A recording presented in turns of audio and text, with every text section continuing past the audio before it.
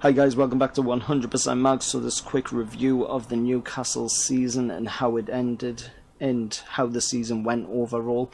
My opinion, it wasn't a bad season.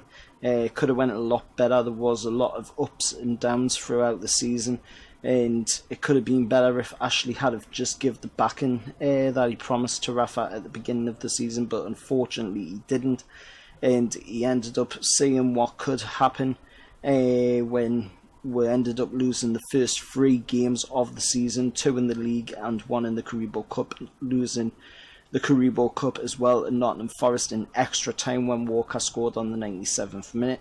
Then we had to go into the 3rd game of the Premier League at home to West Ham, and we picked up the win there luckily, so we started to get some sort of momentum into the season. The goals coming obviously from Joselu, Kieran Clark and Alexander Mitrovic. Then we went from there on to play against Swansea. Jamal Lascelles picked up a late winner there.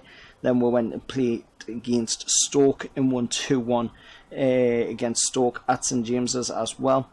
But then after that we ended up losing to Brighton 1-0. Then we ended up getting a 1-1 draw with Liverpool at St James's. We ended up drawing 2-2 with Southampton at St Mary's. Not a good ground for it to go to. It's always been the boogie ground in my opinion.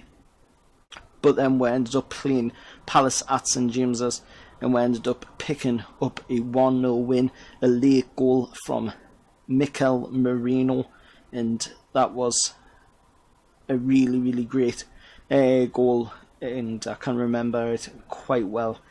But then after that we ended up losing 4 games in a row, and then only picking up 1 point against West Brom, and then losing another 4 games in a row again, and then picking up 3 points against West Ham when we beat them 3-2 at theirs, and then losing again to Man City 1-0, and then a draw against Brighton 0-0 at St James's, and then we won 1-0 against Stoke at theirs, and then we went into the FA Cup where we beat Luton 3-1.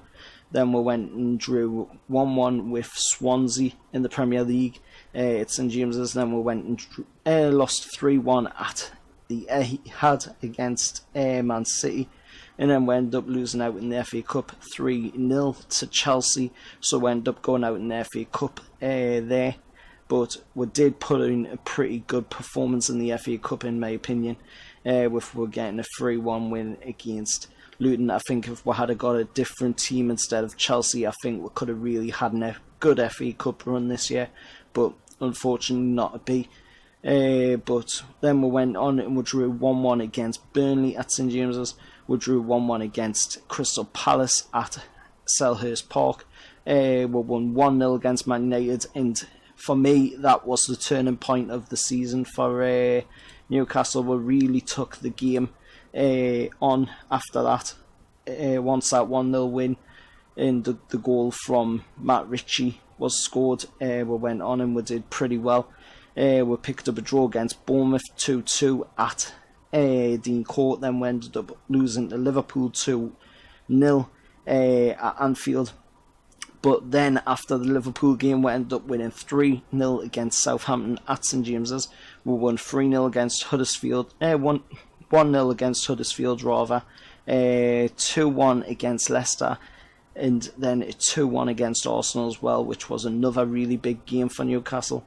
And then unfortunately we ended up losing against Everton 1-0, 1-0 against West Brom, 2-1 against Watford, which was a really shocker. I don't know how we were losing these games. And then we ended up losing obviously 1-0 to Spurs. And then at the final game of the season, and probably in my opinion the best game of the season, we won 3-0 against Chelsea and seen out the season in absolute style and took the 10th place in the Premier League.